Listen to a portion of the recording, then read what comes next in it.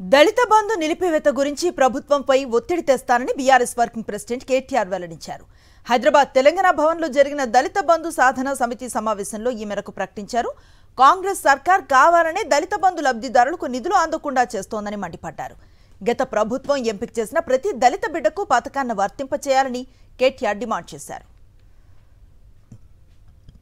దళితులకు ఇచ్చిన మాటలు ఏంది? ఉత్త దళిత బంధే కాదు, ఎంత లంగలంటే ఏది పడుతుంది చెప్పుకుంటా మీరు నోటికి ఎంత వస్తంత.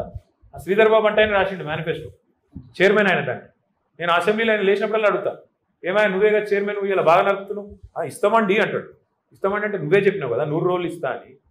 100 రోజుల్లో ఇస్తా, 6 అయినా ఇటు సూర్యుడు అటు పొడిచినా అని డైలాగులు కొట్టింటే మేం కాదు. అందుకే అడుగుతున్నాం. 100 రోజుల్లో చేయలేదు కాబట్టి 600 రోజులు అయింది కాబట్టి అడుగుతున్నాం బరాబర్. అంటే వాళ్ళకు ఉక్రోషం వస్తా. ఇక ముఖ్యమంత్రి ఏమని అడిగి మీరు చూస్తాను, ఆయన మాటలు, ఆయన పద్ధతులు.